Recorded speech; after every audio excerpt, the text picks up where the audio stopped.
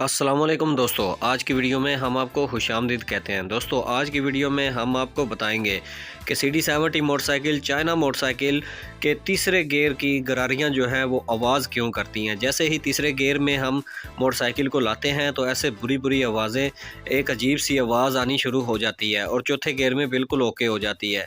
तो दोस्तों आज की वीडियो में हम मुकम्मल तफसील के साथ बताएँगे। तो दोस्तों अगर आपने अभी तक हमारे चैनल को सब्सक्राइब नहीं किया तो जल्दी से हमारे चैनल को सब्सक्राइब कर लें, साथ में बेल आइकॉन को भी दबा दिया करें ताकि हर नए आने वाली वीडियो का नोटिफिकेशन सबसे पहले आप तक पहुंच सके। तो यहाँ पर दोस्तों मेरे हाथ में तीसरे गियर की गरारी मौजूद है, ठीक है। तो दूसरी जो तीसरे गियर की गरारी है ये देख सकते हैं आप। इसका जो फॉल्ट है वो आज इस वीडियो में बताऊंगा। तो ये देखें दोस्तों, इस गरारी के ऊपर जो ये आपको दो निशान नज़र आ रहे हैं, ये ऊपर से घिस चुके हैं। इसके घिसने की वजह, सबसे बड़ी वजह जो होती है वो ये होती है कि इसका जो फिंगर होता है, फिंगर आप देख सकते हैं इस जगह से घिस जाता है, जिसकी वजह से गियर जो है वो आधा लगता है।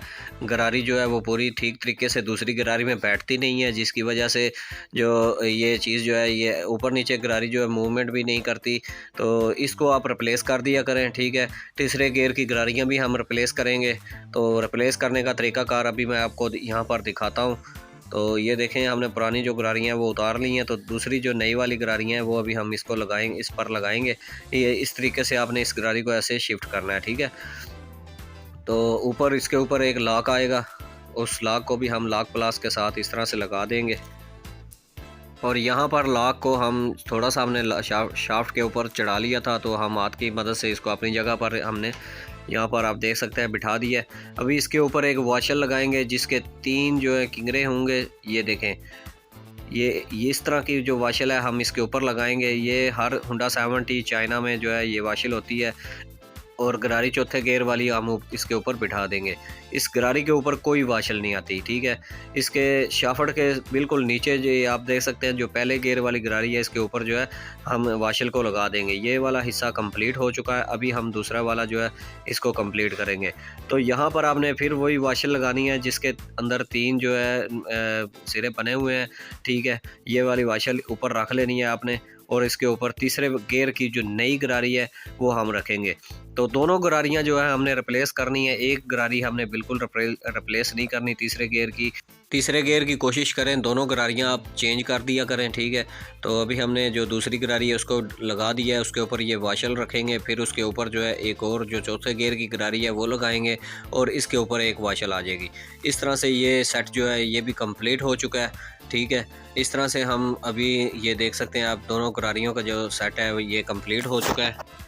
और यहाँ पर अभी हम इसका जो गियर फिंगर है इसको बिठा देंगे, लेकिन आपने इस तरीके से बिठाना है जिस तरीके से ये जो मेन कवर होता है इंजन का उसमें बैठ सके, ठीक है, आसानी से। ये देखें, ये सेट कंप्लीट हो चुका है दोस्तों।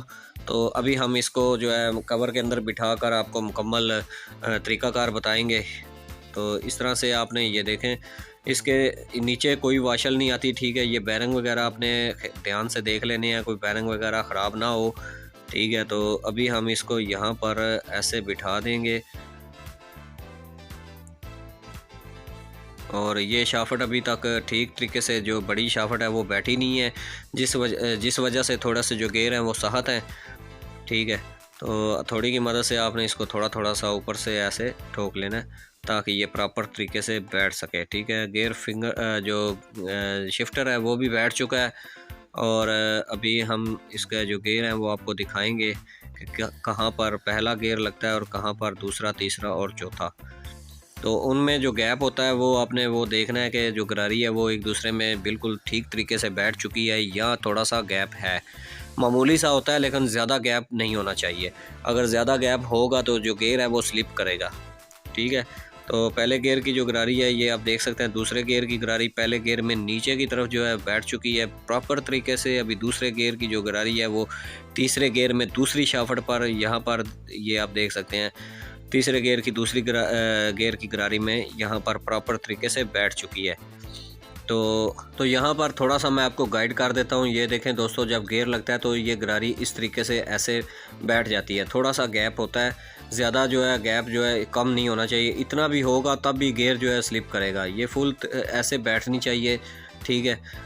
तो ये बात तो आपको समझ में आ चुकी होगी। अभी दूसरे गियर की गरारी भी प्रॉपर तरीके से बैठ चुकी है। तीसरे गियर में ज़्यादा प्रॉब्लम होती है, तो तीसरे गियर की जो गरारी है वो यहाँ पर अभी मैं आपको दिखाता हूँ। ये देखें, बिल्कुल मामूली सा गैप है, गरारी जो है वो प्रॉपर तरीके से यहाँ पर ये देखें इस तरह से बैठनी चाहिए। अगर इसमें ज़्यादा गैप होगा तो तीसरे की गियर की जो गरारी है वो स्लिप करेगी। इतना गैप नहीं होना चाहिए, ठीक है। जितना गैप अभी मैंने आपको दिखाया इतना ही होना चाहिए।